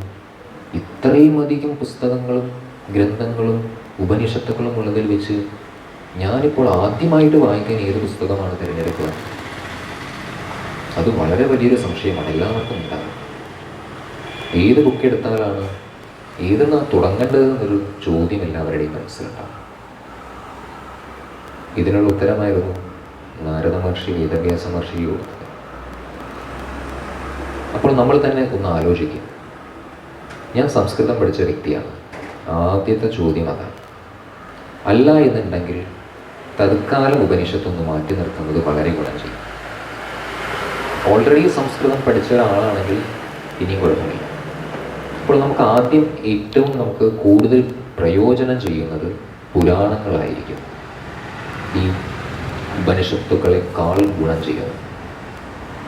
പ്രത്യേകിച്ചും പണ്ഡിത് ഗോപാലൻ നായർ രചിച്ച ശ്രീമദ് ഭാഗവതത്തിൻ്റെ 8 വോളിയം അത് ഇന്ന് ഓൺലൈനിലും ഗുരുവായൂരിലും കിട്ടും. ഏറ്റവും ആദ്യം നമ്മൾ സ്വാധ്യായത്തിന് വേണ്ടി ശ്രീമദ് ഭാഗവത പുരാണത്തെ തിരഞ്ഞെടുത്താൽ കൂടുതൽ ശ്രേഷ്ഠമായി. കാരണം ബോറടിക്കുക എന്നുള്ള സംഭവം ഭാഗവതമായതിൽ വരില്ല. കാരണം എല്ലാ സ്ഥലത്തും കഥയിലൂടെയാണ് തത്വം വർണ്ണിച്ചിരിക്കുന്നത്. ശ്രീമദ് ഭാഗവതാലാപാദ തത് കഥം ബോധമേശ്വരി തത് കഥാസു തുവേദ അർത്ഥ ശ്ലോകേ ശ്ലോകേ പദേ പദേ. കഥാരൂപത്തിലാണ് ഭാഗവതമെങ്കിലും ഭാഗവതത്തിലെ ഓരോ ശ്ലോകത്തിലും തത് കഥാസു തുവേദ അർത്ഥ ശ്ലോകേ ശ്ലോകേ പദേ പദേ. ഓരോ ശ്ലോകത്തിലും വേദാർത്ഥത്തെ ഒളിപ്പിച്ചു വെച്ചിരിക്കുന്ന ഒരു രഹസ്യ ഗ്രന്ഥമാണ് ശ്രീമദ് ഭാഗവതം. അതുകൊണ്ട് പുരാണങ്ങളാണ് സ്വാധ്യായ പഠനത്തിൽ ഒന്നാമതായി നമുക്ക് ഏറ്റവും കൂടുതൽ ഗുണം ചെയ്യുന്നത്. ഇനി പുരാണങ്ങൾ അത് രാമായണമുണ്ട്, മഹാഭാരതമുണ്ട്, ശ്രീമദ് ഭാഗവതമുണ്ട്. അതിലേത് വേണമെങ്കിലും നമുക്ക് തിരഞ്ഞെടുക്കാം. പിന്നീട് പുരാണങ്ങളൊക്കെ വായിച്ച് ആ കഥകളിലും ആ കഥയിലുള്ള രഹസ്യത്തിലും മനസ്സ് ക്രമേണ അതിനോടൊന്ന് യോജിച്ച് കുറച്ച് ഒരു 5 മിനിറ്റ് സമയത്തേക്കെങ്കിലും, ചുരുങ്ങിയത് ഒരു 5 മിനിറ്റ് സമയത്തേക്കെങ്കിലും ശരീരം ഒരണ്ണുപോലും ഇളകാതെ ഇരുത്താനുള്ള കഴിവ് നേടിയതിന് ശേഷം മാത്രം മറ്റുള്ള ഉപനിഷത്ത് ഗ്രന്ഥങ്ങളിലേക്ക് പ്രവേശിച്ചാലേ നമുക്ക് എന്തെങ്കിലും ഗുണം ചെയ്യും. ശങ്കരാചാര്യ സ്വാമികൾ ഉപനിഷത്ത് പഠിക്കുന്നതിന് മുമ്പ് ധാരാളം പ്രകരണ ഗ്രന്ഥങ്ങൾ രചിച്ചിട്ടുണ്ട്. അതുകൊണ്ട് ആദ്യം നമ്മൾ സ്വാധ്യായ പഠനത്തിൽ ആദ്യം പുരാണങ്ങളെ ആശ്രയിച്ചതിന് ശേഷം പിന്നീട് ആചാര്യസ്വാമികളാൽ രചിച്ച പ്രകരണ ഗ്രന്ഥങ്ങൾ അനേകമുണ്ട്. തത്വബോധം, ആത്മബോധം, വിവേക ചൂടാമണി, മനീഷ പഞ്ചകം, അതെല്ലാം പഠിച്ചതിന് ശേഷം ഏറ്റവും അവസാനം മാത്രം ഉപനിഷത്തിനെ തൊട്ടാൽ മതി. അല്ലാതെ തൊട്ടാൽ അത് നമ്മുടെ തല പുകച്ചേ ഉള്ളൂ. അതുകൊണ്ട് പുരാണമാണ് ഏറ്റവും ആദ്യം നല്ലത്. ഇതെല്ലാം ശ്രദ്ധയെ വളർത്തുവാനുള്ള മാർഗങ്ങളാണ്. ഇനി എന്താണ് മറ്റൊരു മാർഗം? തീർത്ഥാടനം. ഭാര്യയ്ക്കും ഭർത്താവിനും ജോലിയുണ്ട്, രണ്ടുപേരും റിട്ടയർഡ് ആയി കഴിഞ്ഞാൽ സമ്പത്ത് അവിടെ കുറേ കൂട്ടി വെച്ചിട്ടുണ്ട്. ആ സമ്പത്തൊക്കെ ഇങ്ങനത്തെ വിനിയോഗിച്ച് തീർത്ഥഭൂമികളിലേക്ക് മാത്രം യാത്ര ചെയ്യാൻ പ്രത്യേകം ശ്രദ്ധിക്കുക. വിദേശത്ത് പോയതുകൊണ്ട് എന്താണ് ഒരു അവിടെ പല കാഴ്ചകളും കണ്ട് ആസ്വദിക്കാൻ പോയതുകൊണ്ട് മനസ്സിന് പരിവർത്തനമൊന്നും ഇങ്ങനെ പോകുന്നു. അതുകൊണ്ട് ഭാര്യയും ഭർത്താവും രണ്ടുപേർക്കും ഇതിനോടൊരു താല്പര്യമുള്ള വ്യക്തികളാണെങ്കിൽ രണ്ടുപേർക്കും വളരെ ആനന്ദത്തോടുകൂടി ഈ തീർത്ഥാടനം അത് ആസ്വദിക്കാൻ സാധിക്കും. ഒന്ന് സ്വാധ്യായം, അല്ലെങ്കിൽ ശാസ്ത്രപഠനം, പിന്നീട് തീർത്ഥാടനം. പിന്നീട് അവസരങ്ങൾ ലഭിക്കുമ്പോഴെല്ലാം സത്സംഗത്തിൽ ഏർപ്പെടണം. സദ്ജനങ്ങളുമായി സംഘം ചെയ്തുകൊണ്ടേയിരിക്കണം. അതുപോലെ ദുർജനങ്ങളുമായിട്ടുള്ള എല്ലാ സംഘങ്ങളും മാറ്റി നിർത്തുകയും വേണം. ഇനി സത്സംഗത്തിന് സാധിച്ചിട്ടില്ലെങ്കിൽ സ്വാധ്യായം നിരന്തരമായി ചെയ്തുകൊണ്ടേയിരിക്കണം. ബുക്കുകൾ ലഭിക്കാൻ അത്ര പ്രയാസമില്ലല്ലോ ഇന്ന്. സ്വാധ്യായം, തീർത്ഥാടനം, സത്സംഗം. പിന്നീട് നേരിട്ട് അവസരം ലഭിക്കുമ്പോഴെല്ലാം ഗുരുക്കന്മാരുമായിട്ടുള്ള നേരിട്ടുള്ള സംഭാഷണം, അത് നമുക്ക് വളരെയധികം പ്രയോജനം ചെയ്യും. ഇതാണ് ശ്രദ്ധയെ വളർത്തുവാനുള്ള മാർഗം. ഇനി ഇതിലൂടെ ശ്രദ്ധയെ വളർത്തിയെടുത്തവരായിരുന്നു ഈ ഭാരതഭൂമിയിലുള്ള എല്ലാ ഋഷിവര്യന്മാരും. എല്ലാവരും കഠിനമായ പരിശ്രമത്തിലൂടെ മാത്രമാണ് എന്തെങ്കിലും നേടിയിട്ടുള്ളത്. നമുക്ക് എന്ത് കാര്യം നേടണമെങ്കിലും ഇനി പരീക്ഷയിൽ പഠിച്ച് എക്സാം പാസ്സാവാനായാലും ശരി, ശ്രദ്ധ അതിന് വേണം. ശ്രദ്ധയുണ്ടായാലല്ലേ ഏതൊരു കാര്യവും നമുക്ക് പഠിക്കാൻ സാധിക്കും. ശ്രദ്ധാവാൻ ലഭതേ ജ്ഞാനം തത് പരസംയതേന്ദ്രിയ ജ്ഞാനം ലബ്ധ്വാ പരാം ശാന്തി അചിരേണാധിഗച്ഛതി. ഇതാരാണ് പറയുന്നത്? കൃഷ്ണൻ അർജുനനോട് പറഞ്ഞു കൊടുക്കുന്നത്. അറിവ് വേണമെങ്കിൽ അതിന് വേണ്ടത് ശ്രദ്ധയാണ്. ശ്രദ്ധാവാൻ ലഭതേ ജ്ഞാനം. ഇനി ശ്രദ്ധയില്ലാത്തവൻ എന്താണ് സംഭവിക്കുക? സംശയങ്ങൾ മനസ്സിലുള്ളവനോ സംശയാത്മാ വിനശ്യതി. മനസ്സിൽ സംശയങ്ങൾ വെച്ചുകൊണ്ട് ഒരു കാര്യം ചെയ്താൽ നമ്മൾ ചെയ്യാൻ ഉദ്ദേശിച്ച കാര്യം ഒരിക്കലും അതിൻ്റെ ലക്ഷ്യത്തിലെത്തുകയില്ല. സംശയത്തെ മാറ്റി നിർത്താൻ എന്താണ് ഒരു മാർഗം? ശ്രദ്ധ. ശ്രദ്ധയുണ്ടാവാൻ എന്താണ് ഒരു മാർഗം? സ്വാധ്യായം, തീർത്ഥാടനം, സത്സംഗം, നാമജപം. പിന്നെ ഈ ചില പണ്ഡിതന്മാരും ചിലർക്ക് അവർക്കൊരു ധാരണയുണ്ട്. ഈ നാമം ജപിക്കുന്ന സമയത്ത് ചിലർ ആ ഭക്തിയുടെ വികാരത്തിൽ തീവ്രമായി പ്രവേശിച്ച് നൃത്തം ചെയ്യും. മീരാഭായി അങ്ങനെയായിരുന്നു. അപ്പോൾ ഇവരുടെ അഭിപ്രായപ്രകാരം ഞങ്ങൾ അദ്വൈതജ്ഞാനികളാണ്, ഞങ്ങൾ ഈ നൃത്തം ചെയ്യുക, ഈ ഭജന പാടുക, അതിലേക്കൊന്നും ഞങ്ങൾ യോജിക്കില്ല. അവരെ ഋഷി പറയുന്നത് ശുഷ്കിച്ച വേദാന്തികളാണ്. അവരുമായിട്ട് നമ്മൾ ഒരിക്കലും സംഘം ചെയ്യരുത്. കാരണം നൃത്തം എന്നതൊരു കലയാണ്, നാട്യശാസ്ത്രമാണ്. അതുകൊണ്ട് ഈ ഭക്തിയിൽ ലയിച്ചുകൊണ്ട് നൃത്തം ചെയ്യുന്നതിനോട് യോജിക്കാതിരിക്കുന്നുണ്ടെങ്കിൽ അത് ശരിയല്ല. നൃത്തവും ഒരു ശാസ്ത്രം തന്നെയാണ്.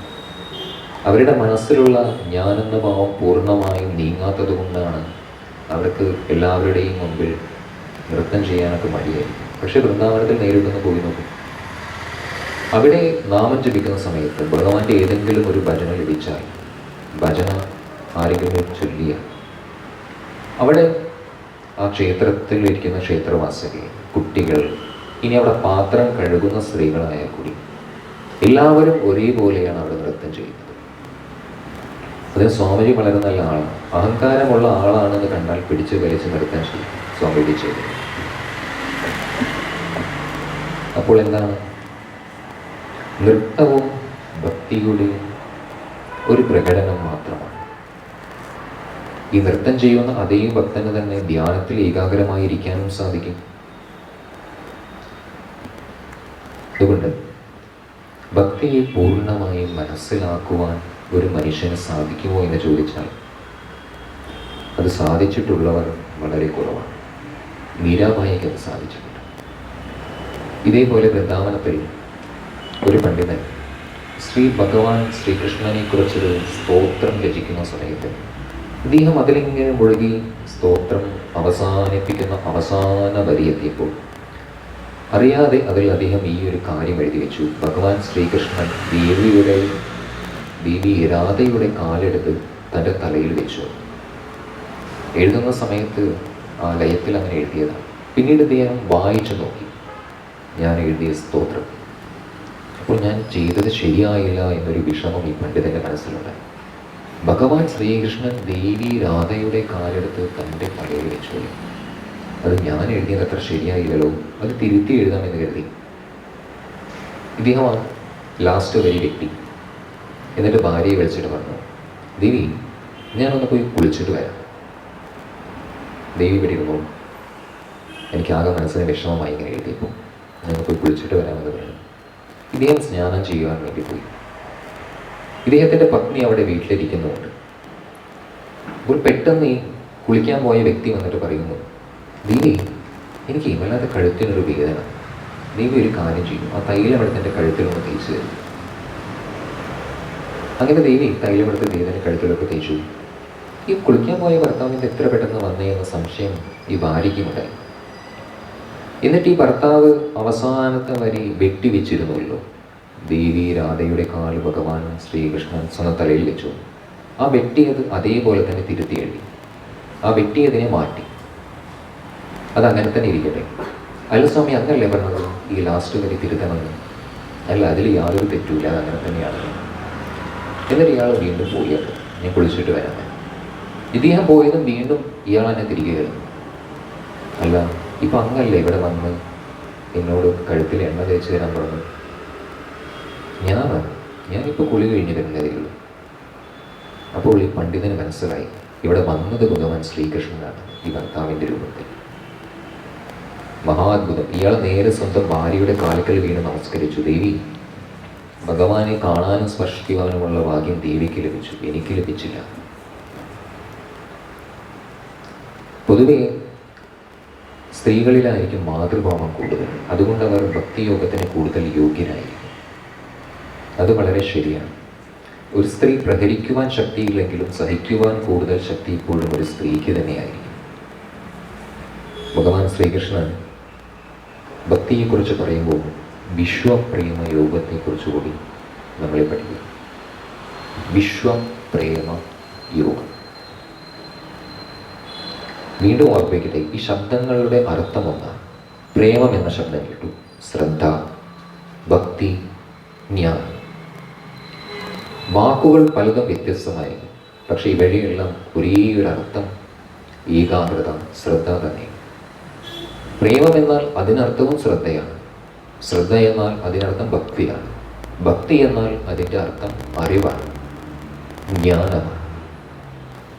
അതുകൊണ്ട് ഏറ്റവും ശ്രേഷ്ഠമായ ജ്ഞാനയോഗം എന്ന തലത്തിലേക്ക് പ്രവേശിക്കുവാൻ നമ്മൾ ഭക്തിയോഗത്തിൻ്റെ മാർഗത്തെ സ്വീകരിച്ചാൽ അത് നമുക്ക് കൂടുതൽ എളുപ്പമായിരിക്കും. ഈ ലോകം മുഴുവൻ പ്രേമമൂർത്തിയായിട്ട് ആരാധിക്കുന്നത് ആരെയാണ്? ഭഗവാൻ ശ്രീകൃഷ്ണനെയാണ്. ഭഗവാൻ ശ്രീകൃഷ്ണനും പിന്നീട് മഹാദേവൻ, ഈ രണ്ടു പേരാണ് നാട്യശാസ്ത്രത്തെ നമുക്ക് നൽകിയത്. ശ്രീകൃഷ്ണനും മഹാദേവൻ. കൃഷ്ണൻ നിൽക്കുന്നത് തന്നെ നിങ്ങൾ നോക്കിയിട്ടുണ്ട്. നേരെ നിവർന്നല്ല നിൽക്കുന്നത്, വളഞ്ഞിട്ടാണ് നിൽക്കുന്നത്. കൃഷ്ണന്റെ നിൽപ്പിൽ 3 വളവുകൾ ഉണ്ടാകും. 3 ശരീരഭാഗങ്ങൾ 3 തവണ വളഞ്ഞിട്ടുണ്ടാകും. ഇത് സൂചിപ്പിക്കുന്നത് എന്താണ്? ഈ സൃഷ്ടി സാധിക്കണമെങ്കിൽ 3 ഗുണങ്ങൾ ആവശ്യമാണ്. സത്വഗുണം, രജോ ഗുണം, തമോ ഗുണം. അതിൻ്റെ പ്രതീകമായിട്ടാണ് ഭഗവാൻ ശ്രീകൃഷ്ണൻ ആ നിൽക്കുന്നതിൽ 3 വളവുകളുള്ളത്. പിന്നീട് ശ്രീകൃഷ്ണൻ ഓടക്കുഴൽ പിടിക്കുന്നത്, അതും വളഞ്ഞിട്ടാണ് പിടിക്കുന്നത്. ഇനി വൃന്ദാവനത്തിൽ പോയി നോക്കിയാൽ അവിടെ എല്ലാം കുറേ വളഞ്ഞ വഴികൾ നമുക്ക് കാണാൻ സാധിക്കും. കൃഷ്ണനും ശിവനും ഇവർ 2 പേരുമാണ് നമുക്ക് നാട്യശാസ്ത്രം നമുക്ക് വേണ്ടി നൽകിയത്. പ്രേമമൂർത്തിയായിട്ട് നമ്മൾ ആരാധിക്കുന്നതും ഈ ഭഗവാൻ ശ്രീകൃഷ്ണനെ തന്നെയാണ്. അതുകൊണ്ട് അദ്ദേഹം നമ്മൾ വിശ്വപ്രേമ യോഗത്തെക്കുറിച്ച് പറയുമ്പോൾ ഭഗവത്ഗീതയിൽ അദ്ദേഹം പറയും, മമൈവാംശോ ജീവലോകേ ജീവഭൂത സനാതന മനഃ ഷഷ്ടാനിന്ദ്രിയാണി പ്രകൃതിസ്ഥാനി കർഷതി. നിങ്ങൾ ഇരുന്ന് ധ്യാനിക്കുന്നതിനേക്കാൾ നല്ലത് നിങ്ങൾക്ക് എളുപ്പത്തിലൊരു മാർഗം ഞാൻ പറഞ്ഞുതരാം. ഈ ഭൂമിയിലുള്ള എല്ലാ ജീവജാലങ്ങളിലും എന്നെ കാണാനുള്ള ഒരു പരിശ്രമം മാത്രം ചെയ്താൽ മതി. നിങ്ങൾക്ക് അവിടെ ഇരുന്ന് ധ്യാനിക്കുന്നതിനേക്കാൾ കൂടുതൽ പ്രയോജനമുണ്ടാകും എന്ന് ഭഗവാൻ ശ്രീകൃഷ്ണൻ അർജുനനോടും പറഞ്ഞിട്ടുണ്ട്. ഇതേപോലെ ശ്രീ രാമകൃഷ്ണ പരമഹംസദേവനോട് രാമകൃഷ്ണൻ്റെ മകനായ മധുരബാബു ഒരു കാര്യം ചോദിക്കുകയുണ്ടായി. എല്ലാവരും പറയുന്നു ഈശ്വരൻ സർവശക്തിമാനാണ്, ഈശ്വരൻ ആഗ്രഹിച്ചാൽ എന്തും മാറ്റം വരുത്തുവാൻ സാധിക്കുമെന്ന്. അങ്ങനെയെങ്കിൽ ഞാനൊന്ന് ചോദിക്കട്ടെ അച്ഛാ, ഈശ്വരൻ ആഗ്രഹിക്കുകയാണെങ്കിൽ ഇതാ നമ്മുടെ ഈ പൂന്തോട്ടത്തിലുള്ള ചുവന്ന ചെമ്പരത്തി വിരിയുന്ന പൂച്ചെടിയിൽ വെള്ള ചെമ്പരത്തിയെ വിരിപ്പിക്കുവാൻ ഈശ്വരന് സാധിക്കുമോ? അച്ഛൻ പറഞ്ഞു, ഈശ്വരൻ ഇച്ഛാമയനാണ്, തീർച്ചയായിട്ടും സാധിക്കും. പക്ഷെ മകനായ മധുരബാബുവിന് വിശ്വസിച്ചില്ല. പക്ഷെ കുറച്ച് ദിവസങ്ങൾ കഴിഞ്ഞു ആ ചുവന്ന ചെമ്പരത്തിപ്പൂ വിരിയുന്ന അതേ ചെടിയുടെ മറ്റൊരു ശാഖയിൽ വെള്ള നിറത്തിലുള്ള ചെമ്പരത്തിപ്പൂ വിരിഞ്ഞു നിൽക്കുന്നു. രാമകൃഷ്ണ പരമഹംസദേവൻ മുരടോടെ ആ ചെടിയെ പിഴുതെടുത്ത് സ്വന്തം മകനെ കാണിച്ചു കൊടുത്തു. നോക്കു പുത്ര, ഒരേ ചെടിയിൽ ചുവന്ന പൂവും വെളുത്ത പൂവും. ഇത് കേട്ടപ്പോൾ ആ മകൻ പറഞ്ഞു, അച്ഛാ, ഞാൻ ജീവിതത്തിൽ ഒരിക്കലും ഇനി അച്ഛനോട് ഒരു കാര്യത്തിലും തർക്കിക്കാൻ കഴിയില്ല.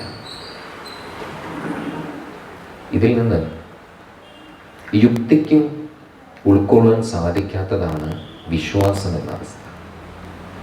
മനുഷ്യൻ്റെ യുക്തി കൊണ്ട് മനസ്സിലാക്കാൻ കഴിയാത്ത കാര്യങ്ങൾ ശ്രദ്ധ അല്ലെങ്കിൽ വിശ്വാസം ദൃഢമാണെങ്കിൽ അത് ചെയ്യുവാൻ നമുക്ക് സാധിക്കും.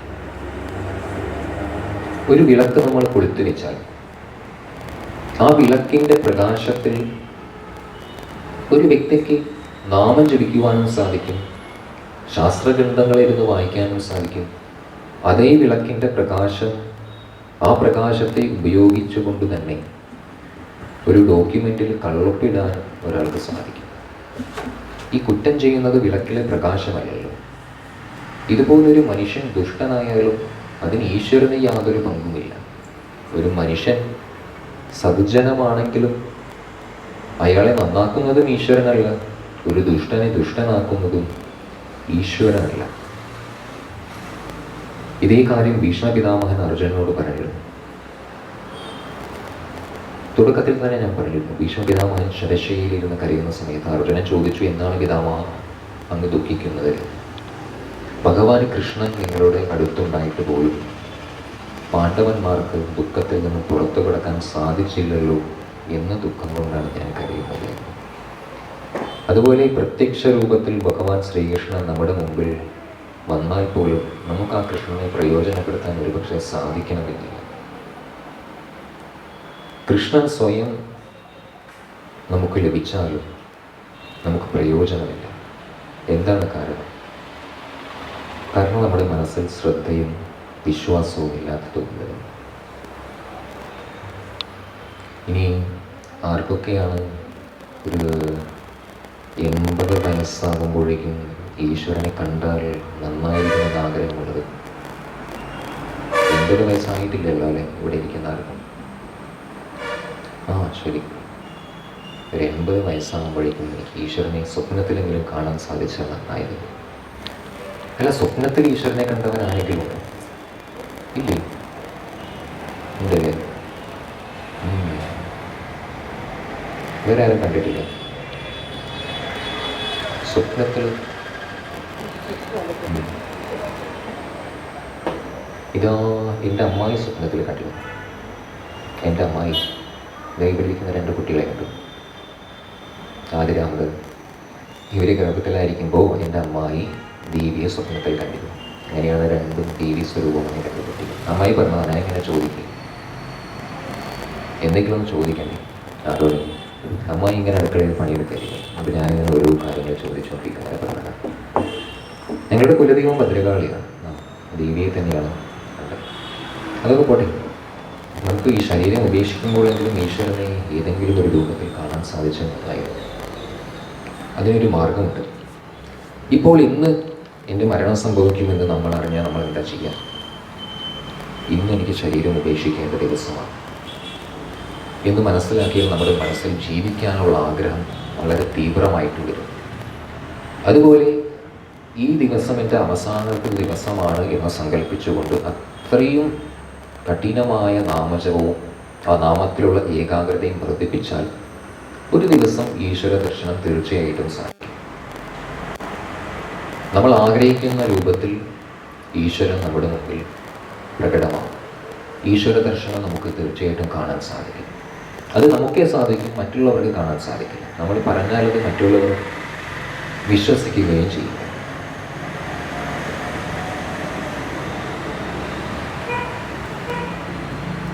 ഇനി നമുക്ക് അടുത്ത ക്ലാസ്സിലേക്ക് പോകാം.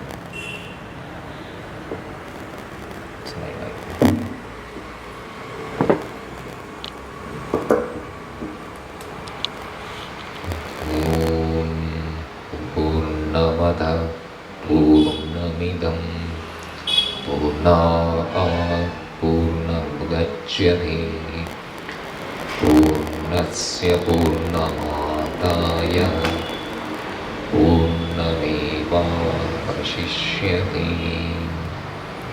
ഓം ശാന്തി ശാന്തി ശാന്തി. ഹരി ഓം ശ്രീ ഗുരുഭ്യോ നമഃ. ഹരി ഓം.